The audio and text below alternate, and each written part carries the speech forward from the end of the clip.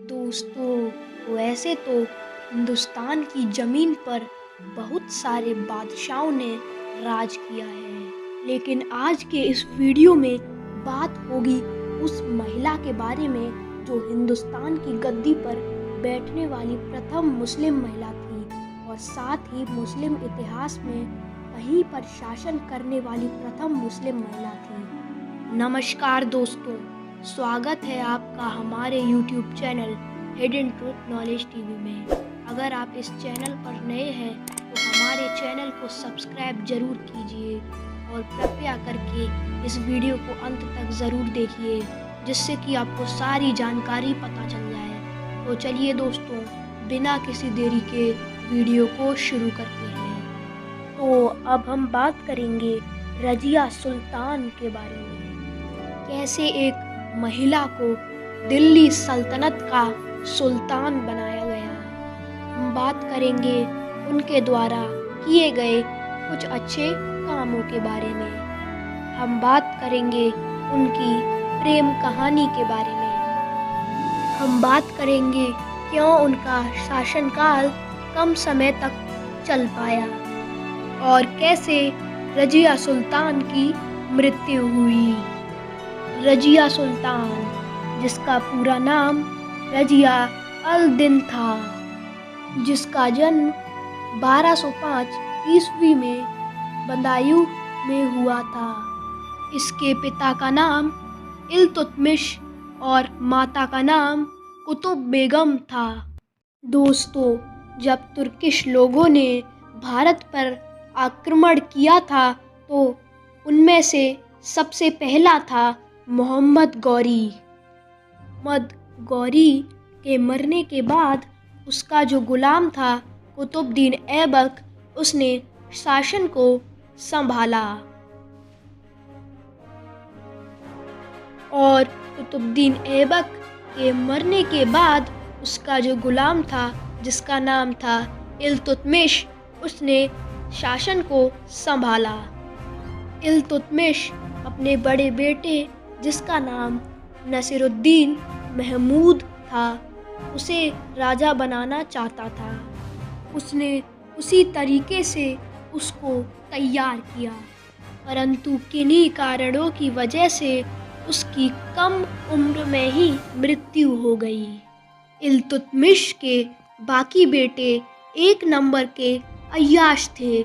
वो खाने पीने और मौज मस्ती में ही पूरा समय बिताते थे। इल्तुतमिश को लगता था कि अगर इनको राज्य दे दिया तो ये सही से नहीं संभाल पाएंगे। एक बार इल्तुतमिश ग्वालियर के मिशन पर गया था। तब वह अपनी बेटी यानी रज़िया सुल्तान को कुछ समय के लिए दिल्ली का कार्यभार सौंपकर चला गया।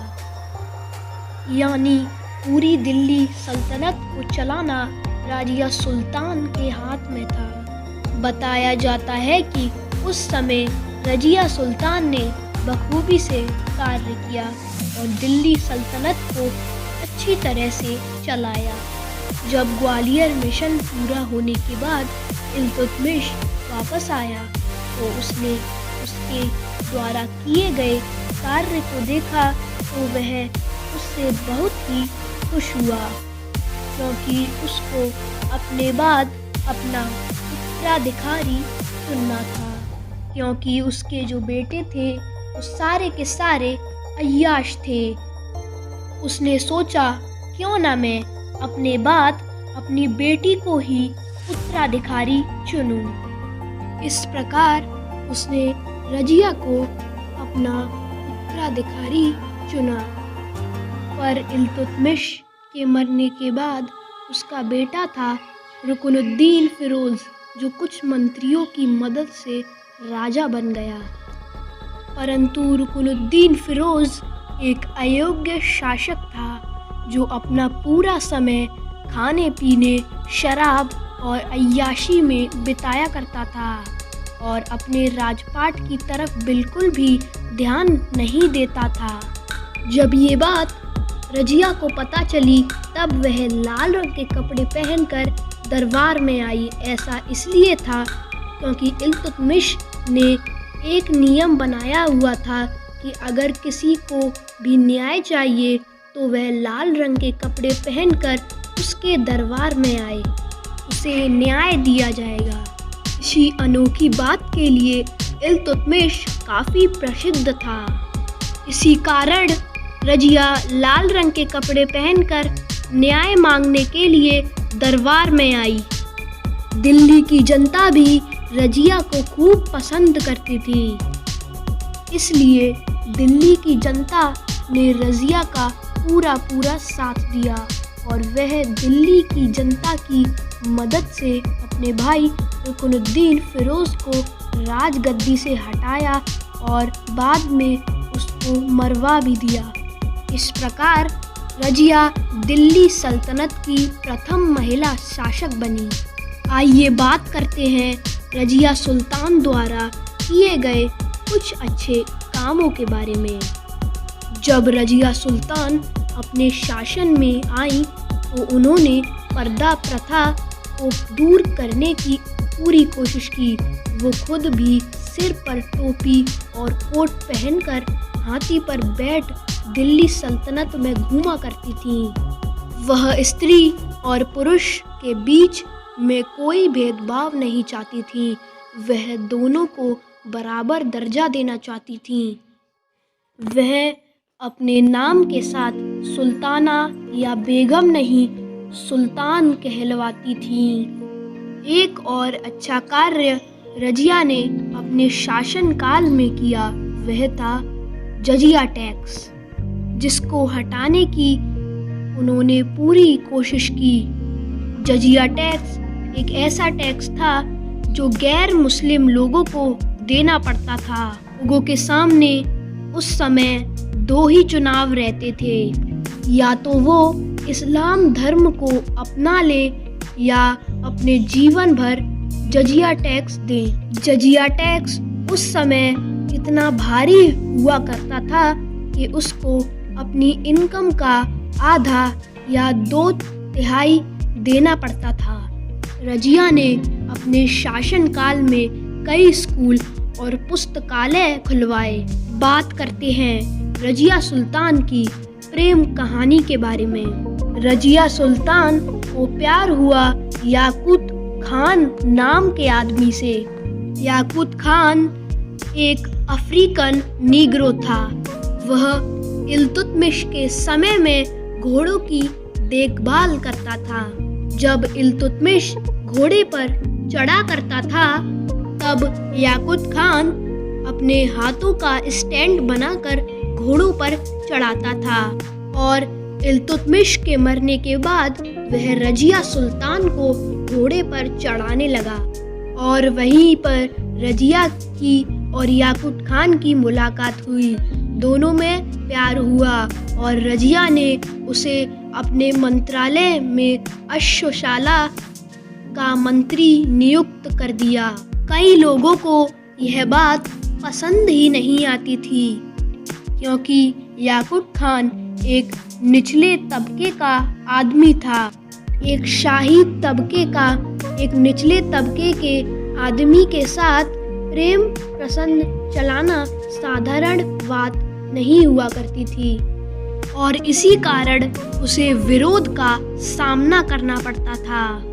एक और शख्स था मलिक अल्तोनिया, जो रजिया का बचपन का दोस्त था।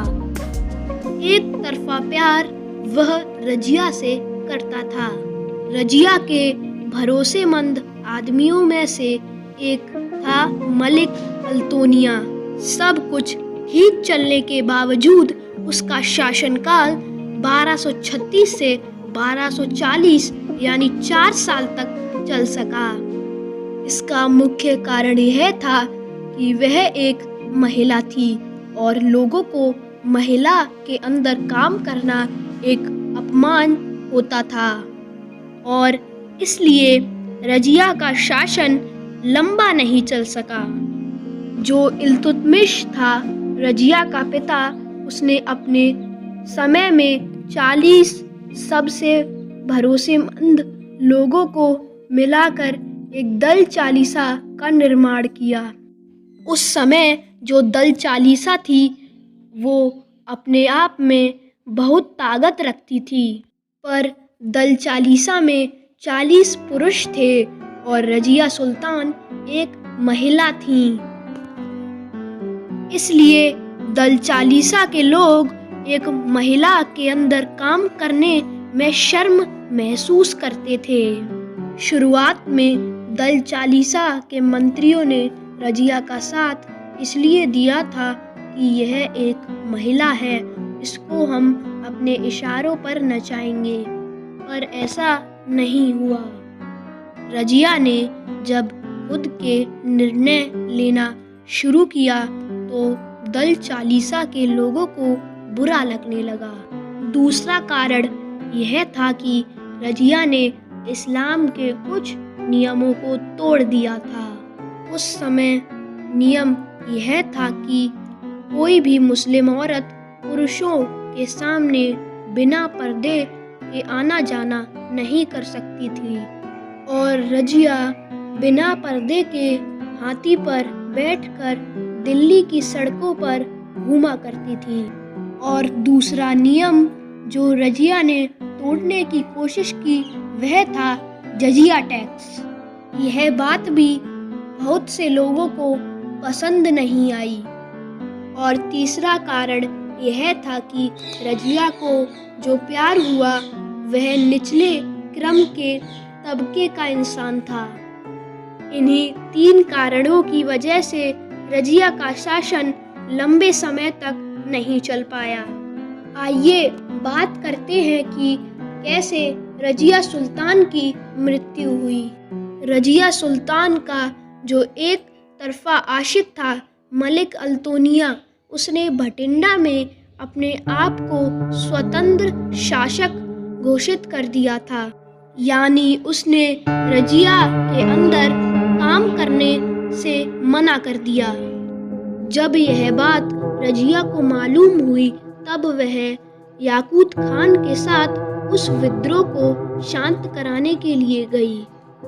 रजिया को यह बात मालूम नहीं थी कि मलिक अल्तोनिया इस बार अकेला नहीं है, बल्कि उसने दल चालीसा के लोगों के साथ हाथ मिला लिया है। रजिया सुल्तान जब उससे युद्ध करने को गई तो वह उससे हार गई और उसी समय रजिया को बंदी बना लिया गया और याकूत खान की हत्या कर दी गई। जैसे ही यह बात दिल्ली तक पहुंची तो उसके भाई यानी मुइज़ुद्दीन बहरम ने खुद को दिल्ली का राजा घोषित कर दिया, क्योंकि उसको लगा कि अल्तोनिया ने रजिया को बंदी बना लिया है और जल्द ही उसे मरवा डालेगा। इसलिए बहरम ने दल चालीसा के सहयोग से खुद को दिल्ली सल्तनत का राजा घोषित कर लिया। कहानी में बदलाव जब आया जब अल्तोनिया ने रजिया को 2 विकल्प दिए। उसने कहा या तो दिल्ली सल्तनत मुझे दे दो या मुझसे शादी कर लो, परंतु रजिया सुल्तान दिल्ली सल्तनत को अपने हाथ से किसी तरह खोना नहीं चाहती थी, इसलिए उसने अल्तोनिया से शादी कर ली। जब यह बात बहरम को पता चली तो उसके होश ठिकाने नहीं रहे। अब रजिया अल्तोनिया के साथ मिलकर दिल्ली सल्तनत को हासिल करने के लिए चल पड़ी। उस समय उसकी सेना कैथल यानी हरियाणा में थी। तब बहरम ने दल चालीसा की मदद से उसको कैथल में ही पकड़ लिया। वहीं पर उनकी खुद की सेना ने ही उसको धोखा दे दिया और दल चालीसा के लोगों ने ही वहीं कैथल पर रजिया सुल्तान को मार डाला। इस प्रकार 14 अक्टूबर 1240 को कैथल में रजिया सुल्तान की मृत्यु हुई। उनकी कब्र वहीं पर मौजूद है। दोस्तों, यही थी रज़िया सुल्तान की पूरी कहानी। दोस्तों, आज मैं आप सभी लोगों को यहीं तक बताने जा रहा हूँ। दोस्तों, हमारे चैनल को सब्सक्राइब कर दीजिएगा और बेल आइकन को प्रेस कर दीजिएगा, जिससे कि आपको भविष्य में ऐसी ही वीडियोज़ देखने को मिले। दोस्तों, हमारी वीडियो को लाइक करिएगा और अपने दोस्तों के साथ शेयर करिएगा, जिससे कि हमको बहुत सपोर्ट हो। धन्यवाद।